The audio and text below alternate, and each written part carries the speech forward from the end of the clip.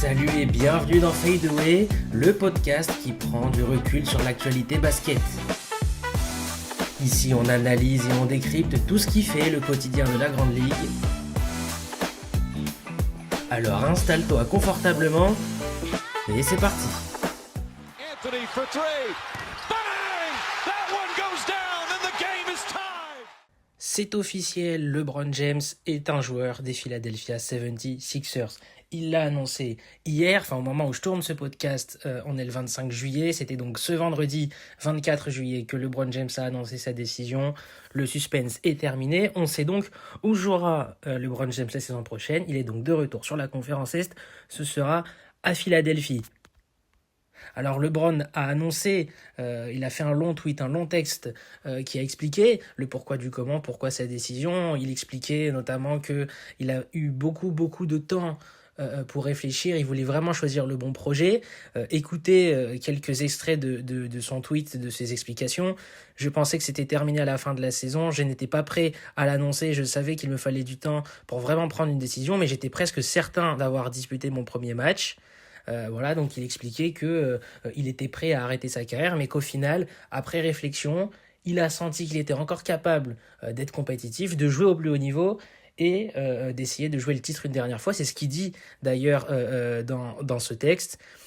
C'est ma décision finale, je ne fais pas ça pour l'argent, je ne fais pas ça pour ma famille. Alors pourquoi est-ce que je joue encore aujourd'hui ? Je veux toujours faire des sacrifices, je veux toujours travailler, je veux toujours me dépasser, je veux toujours être en compétition, gagner et avoir une nouvelle chance de ressentir ce que procure un titre de champion. Je pense pouvoir aider les Philadelphia 76ers à devenir une équipe championne et je suis très enthousiaste à l'idée de conquérir une nouvelle base de supporters et de commencer cette incroyable aventure. Donc, il explique très clairement que après avoir analysé pendant plusieurs semaines, pendant plusieurs mois, il estime, lui et son clan ont estimé que les Sixers étaient le meilleur endroit possible pour que LeBron James puisse s'offrir un dernier défi compétitif en carrière.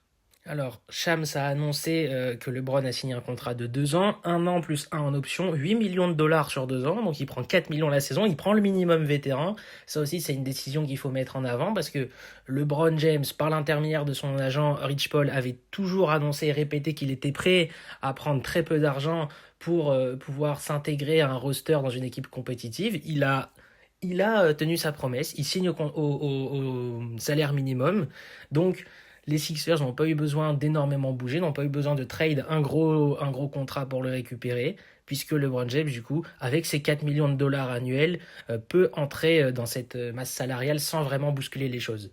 Pour le coup, c'est une décision qui est tout à son honneur, parce que les gens... j'ai vu beaucoup de gens sur les réseaux dire « Oh mais LeBron, de toute façon, lui, il est en paix avec ça, peut-être qu'il veut s'offrir un dernier challenge, prendre un dernier gros contrat. » Pour le coup, non. Il a laissé énormément d'argent sur la table, il prenait plus de 50 millions à Los Angeles, là il va en prendre que 4 annuels, il va en prendre 8 en tout sur ses potentiels 2 ans à Philadelphie. Moi, perso, j'ai aucun doute qu'il fasse ces 2 années, il a signé 1 an plus 1 en option. Je pense qu'il va juste voir cette saison. Si vraiment Philadelphie fait une saison horrible, peut-être qu'il s'arrêtera. Mais moi, je pense sincèrement que LeBron va aller jusqu'au bout de son contrat. Il va faire 2 ans. Il va terminer en 2028. L'année où il y a des JO à Los Angeles. Je pense que s'il est en jambes et qu'il pourra les faire, il va faire des Jeux Olympiques. Il terminera sur ces JO 2028. Vous imaginez la fin de carrière de LeBron. Même s'il n'y a pas de titre à Philadelphie, il termine sur peut-être un titre olympique en 2028. Il y a quand même pire comme fin de carrière pour LeBron James. Donc je pense qu'il va aller au bout de son contrat, il va faire ses 2 ans, à voir maintenant comment ça va se passer à Philadelphie, mais on verra ça un peu plus tard dans cet épisode. Voilà en tout cas pour ce qu'il en est sur cette situation. Donc LeBron James rejoint les Sixers, c'est maintenant officiel. Il faut quand même applaudir le travail des nouveaux dirigeants de Philadelphie parce qu'il faut savoir que ça a pas mal bougé aussi dans les bureaux. Mike Gaunsey, qui est arrivé au mois de mai, qui est le nouveau président des opérations basket, le nouveau boss du sportif des Sixers, pour le coup, son travail, il est incroyable. Ils n'ont pas chômé cet été. Ils n'ont pas chômé les dirigeants, que ce soit Mike Gaunsey, comme je l'ai dit, que ce soit aussi Bob Myers, qui fait partie un petit peu l'ancien GM des Warriors, l'ancien architecte de la dynastie Warriors, qui est parti du côté qui était sur ESPN et qui est revenu un petit peu dans ce monde des affaires en NBA chez les Sixers. Donc les dirigeants, ils n'ont pas chômé cet été. Travail incroyable qui a été réalisé par tout le monde. Ils ont ramené Jaylen Brown contre rien. Ça fait aussi partie des gros mouvements de cette intersaison. Jaylen Brown qui est arrivé contre Paul George et 2 seconds tours de draft. Il y a eu aussi des ajouts intéressants sur le banc. Anthony Simon, c'est bien. Dean Wade, c'est bien. À voir aussi la Baron Philon, quel sera son temps de jeu, quelle sera sa progression, parce que le potentiel est intéressant. T'allais chercher des Ariel-Luc Portier aussi, tout ça pour renforcer ta raquette. C'est intéressant. Et du coup, avec tout ça, tu rajoutes LeBron James. Pas besoin de présenter le joueur, c'est évidemment un ajout incroyable pour ces Sixers qui, je pense, du coup, passent un cap immédiatement, au moins sur le papier. Alors personnellement, je suis très surpris de cette destination. Évidemment que c'est une décision que j'attendais, que tout le monde attendait, parce que on savait que bon, c'était une période de Coupe du Monde, on sait que LeBron adore avoir toute l'attention médiatique autour de lui, mais ça n'empêche pas que je suis surpris de sa destination.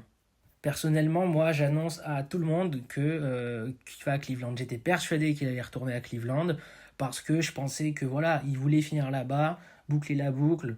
On connaît aussi LeBron et le storytelling et aussi le contrôle de son image, etc. pour sa carrière. Pour moi, c'était évident qu'il allait finir à Cleveland. Ça fait 1 an que je le répète et je me suis trompé. Voilà. Du coup, moi, je pense que c'est vraiment une décision sincère qu'il a prise, parce qu'il a vraiment mis du temps à la prendre. Euh, on peut dire que c'est le storytelling qu'il a fait poireauter les gens volontairement, que sa décision a été prise depuis longtemps. Moi, perso, j'y crois pas. Je pense vraiment que son communiqué, je pense vraiment que ses explications, elles sont sincères.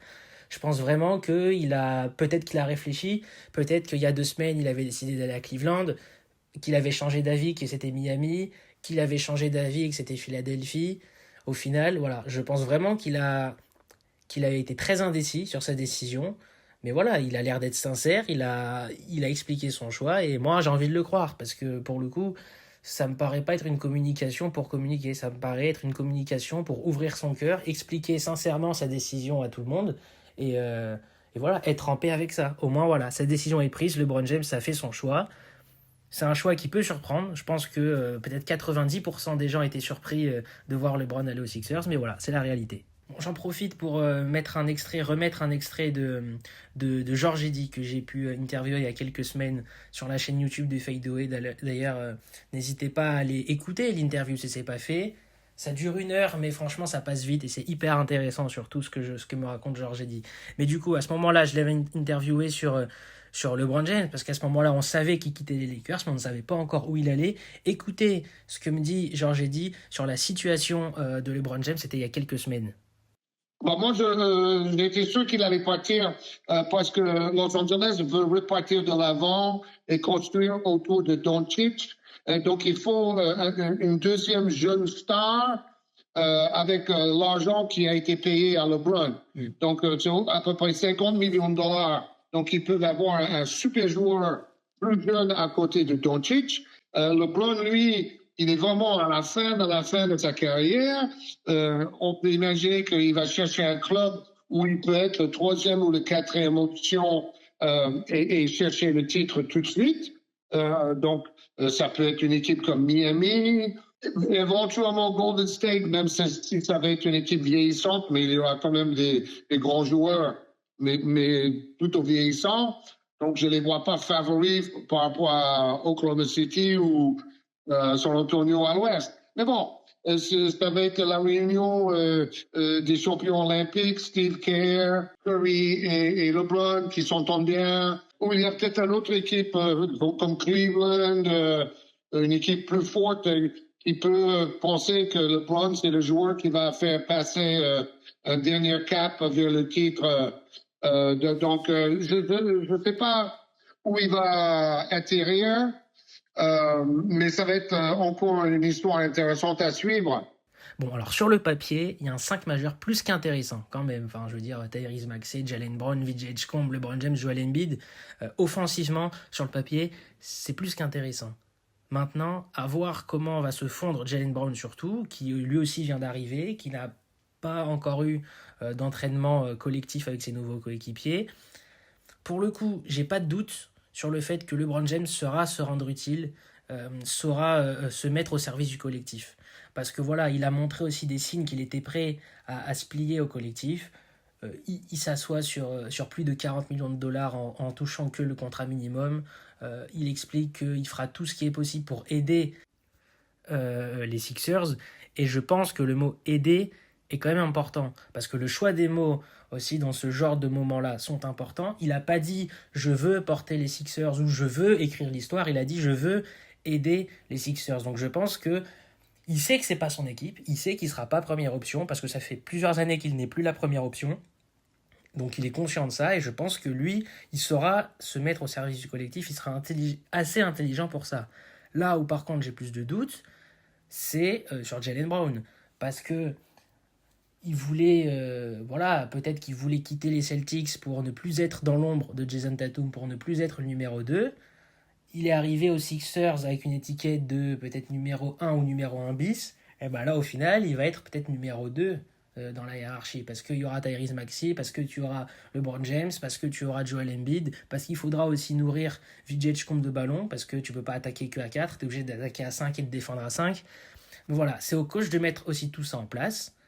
Et aussi, peut-être que Jaylen Brown doit avoir la maturité de se dire, ok, bah écoute, j'ai une opportunité incroyable, j'ai un effectif incroyable, j'ai une opportunité de peut-être réaliser quelque chose de grand à Philadelphie, je vais me mettre au service du collectif, s'il faut que je sois plus en retrait à certains moments, je dois le faire, parce que je pense que LeBron James va le faire, je pense que Tyrese Maxey va le faire, il a déjà montré qu'il était capable de le faire, Joel Embiid est en train de se transformer aussi en une option offensive un petit peu moins omnipotente, et Vijay Combe, il n'aura pas trop le choix aussi, et je pense que au vu de son statut, le fait que ce sera qu'un sophomore et le joueur sur le papier le moins important offensivement, je pense qu'il n'aura pas trop le choix aussi de se mettre en retrait.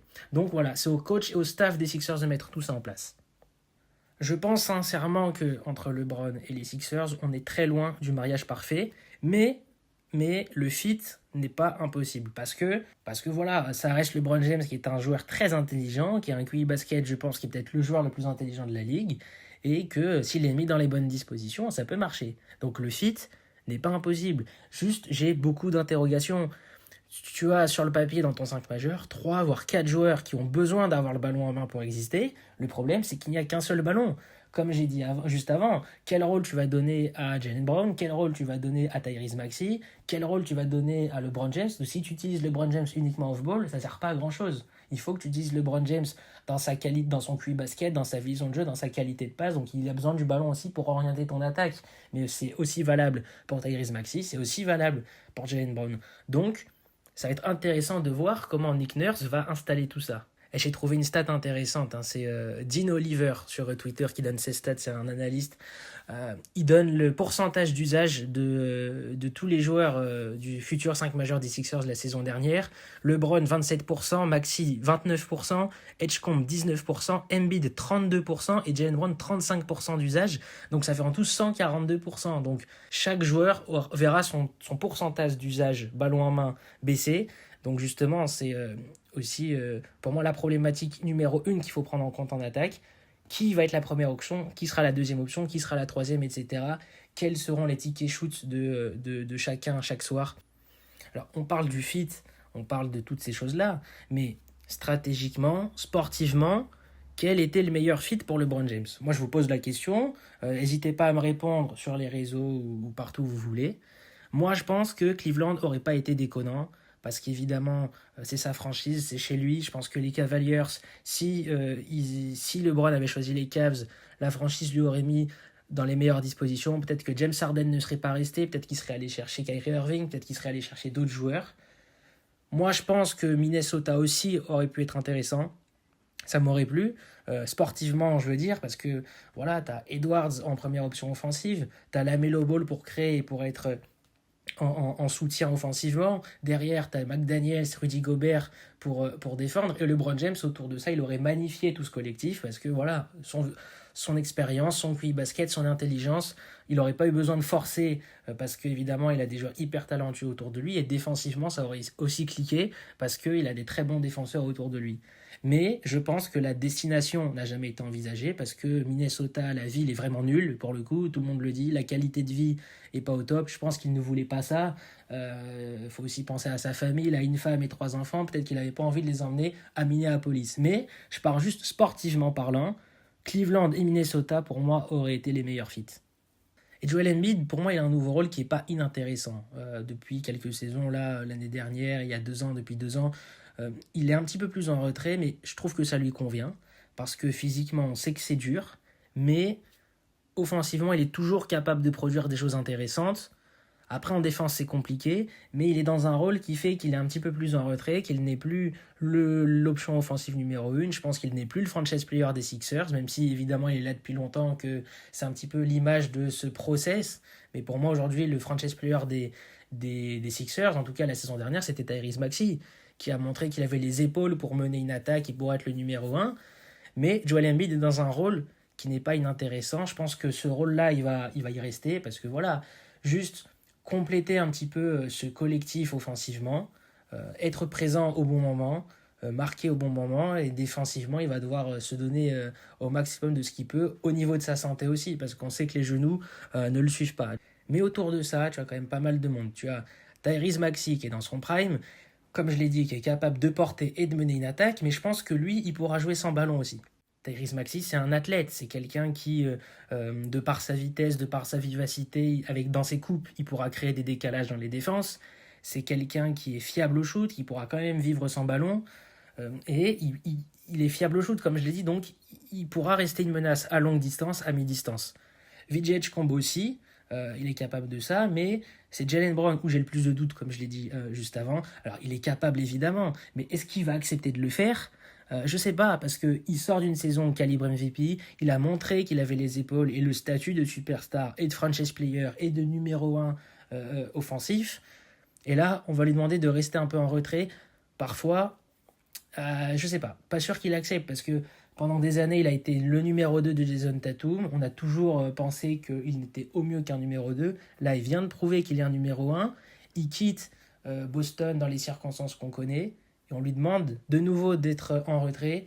Je pense qu'au niveau de son ego, ça va lui faire du mal. Mais il faut qu'il accepte. Il faut qu'il accepte. Et ça va être surtout au staff de l'en convaincre et de lui trouver des systèmes qui lui permettent de s'exprimer correctement, tout en mettant en avant le collectif. Voilà, c'est une responsabilité collective là-dessus. C'est la responsabilité de Jaylen Brown et c'est la responsabilité du staff de lui dire « Ok, tu seras peut-être pas notre franchise player, notre option offensive numéro 1. Par contre, on t'assure que tu vas avoir peut-être 17% d'usage chaque soir, 20%, que tu vas mettre entre 20 et 22 points par match, que tu vas prendre des shoots intelligents, mais tu n'auras pas tous les ballons parce qu'autour, tu as des joueurs aussi qui sont importants. C'est ça, c'est la seule solution pour que ça marche à Philadelphie. Sinon, ça va se marcher dessus et le projet va aller dans le mur en fait.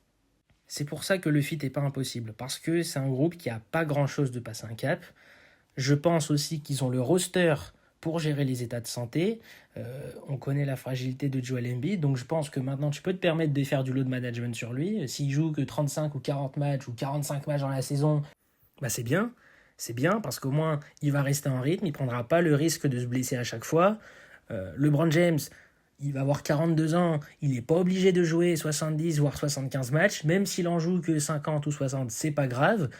Le but c'est que ce groupe-là reste, garde le rythme, commence bien la saison, trouve les bonnes formules collectivement, offensivement et défensivement, et surtout arrive en forme pour les playoffs. C'est là où ça va compter. C'est pas la saison régulière qui termine 1er ou 4e de l'Est, c'est qu'ils arrivent en forme pour les playoffs. Alors sans aucun doute, LeBron il sera OK pour ne pas être numéro 1. Ça je l'ai dit, parce que de toute façon il l'était déjà plus à Los Angeles. Depuis que Doncic est arrivé, c'était la 2e, voire parfois la 3e option, parce que tu avais Doncic et Austin Reeves. Sincèrement, je pense qu'il va vraiment se plier au collectif, il va pas faire la star, il est clairement là pour finir le process. Il y a un sens du sacrifice qui va être important dans ce groupe, c'est-à-dire qu'aujourd'hui, ils sont tous en mission. LeBron James, ils savent que c'est son dernier projet. A priori, Joel Embiid aurait eu un gros rôle dans le recrutement de LeBron. Il lui aurait promis certaines choses. Il lui aurait promis notamment d'être en forme physiquement. Il doit tenir ses promesses, Joel Embiid. Il doit retrouver son niveau. Alors, il ne retrouvera jamais son niveau de MVP en 2023, mais il doit retrouver un niveau de All-Star. Et tout le monde autour de lui doit être au niveau pour permettre aux Sixers d'enfin passer un cap et à LeBron James de tenir sa promesse, de rapporter un titre à la ville de Philadelphie. C'est ce qu'il a dit, il veut se battre pour un championnat, donc je pense qu'il faut aussi que tous les joueurs autour soient dans cette optique-là. Alors après, je suis en train de me dire qu'il va y avoir quand même une raquette Joel Embiid, LeBron James, et on est en 2026. Pour le coup, là, je suis très sceptique. Je sais pas comment tu peux mettre ça en place. J'attends vraiment de voir Nick Nurse, comment il va travailler, ce qu'il va mettre en place, notamment défensivement, parce que LeBron James, alors certes, il a une hygiène de vie incroyable, parce que être encore à ce niveau-là, jouer plus de 30 minutes chaque soir, tourner à 20 points, voire plus à chaque fois, à bientôt 42 ans, c'est évidemment énorme, mais il va avoir 42 ans. Donc physiquement aussi, peut-être qu'il sera moins impactant défensivement, et il l'est déjà. Joel Embiid, sa fragilité aussi fait qu'il peut moins encaisser le contact. Donc c'est vraiment là l'axe principal, c'est la défense. Comment tu peux construire une défense cohérente autour de ces joueurs-là ? Nick Nurse, il a un gros défi qui se dresse en face de lui, mais s'il s'en sort correctement, félicitations. Alors, quelle place on peut donner à ces Sixers la saison prochaine dans une conférence Est qui, franchement, est vraiment en train de hausser le niveau ? Là, je pense que, même si la saison dernière, on a vu que l'Est était quand même haut niveau, là, je pense que 2026-2027, la conférence Est sera aussi forte que la conférence Ouest, avec tous les ajustements qu'il y a eu, les joueurs qui progressent, les équipes qui progressent aussi. Mais quelle place on peut donner à ces Sixers dans cette conférence Est ? Moi, perso, ils ne sont pas favoris à la place du numéro 1. Parce que aujourd'hui, on est le 25 juillet, au moment où j'enregistre ce podcast, il y a encore beaucoup de travail. Voilà, il y a encore beaucoup de travail à faire, il faut mettre les choses en place. Les choses seulement sur le papier, ça ne suffit pas. Alors oui, on voit les montages d'ESPN ou de qui vous voulez avec le 5 majeur, on se dit c'est incroyable, c'est impressionnant, mais le basket ne se résume pas que à des montages et que à des imaginations. Il faut mettre des choses concrètes en place. Et moi, j'attends de voir le début de saison pour avoir vraiment un avis, pour me dire « Ah ok, ces Sixers-là, ils sont cohérents, ils peuvent être dangereux. » Ou au contraire, ce projet risque de ne pas fonctionner. Donc, Philadelphie, je ne les mets pas numéro 1 pour moi. Je pense que dans cette conférence Est, les Knicks, pour moi, il n'y a aucune raison qu'ils ne soient pas au sommet. Ça n'a pas bougé. Ils sont champions en titre. Ils ont un titre à défendre. Ils ont misé sur la continuité. La seule perte, on va dire, le seul changement majeur qu'il y a eu, c'est Mitchell Robinson qui est parti, qui a été remplacé par Andre Drummond. Mais derrière, le groupe reste le même. Les joueurs sont encore dans leur prime. À voir quel sera le début de saison de New York. Est-ce qu'ils auront plutôt un retard à l'allumage ou est-ce qu'au contraire, ils vont commencer sur les chapeaux de roue ? On verra. Mais moi, je pense que les Knicks seront en haut de cette conférence Est et seront l'équipe à battre. Tu auras les Pistons qui seront toujours là. Les Raptors seront aussi au rendez-vous si le trade de Kawhi au final se valide. Le 8 avec Giannis, pareil. J'attends de voir certaines choses, notamment au niveau du spacing, où pour moi, vraiment, j'ai très peur de voir le spacing de Miami la saison prochaine. Mais ils seront là parce que c'est une franchise talentueuse, ils ont un effectif talentueux. Il y aura le retour d'Indiana, j'ai vraiment envie de les voir dans quel état de forme est Tyrese Haliburton, comment va fonctionner cette équipe au complet. Les Celtics, ils restent sérieux, même s'ils ont perdu Jaylen Brown, qu'ils ont perdu du monde. Voilà, il y aura des concurrents, les Sixers, ce ne sera pas un boulevard pour eux, donc j'attends vraiment de voir comment tout ça va se mettre en place et quelle va être la saison à venir pour les Sixers. C'est hyper intriguant comme signature. Franchement, j'arrive pas à être hype à 100%, parce que comme je l'ai dit, il y a trop d'éléments à prendre en compte.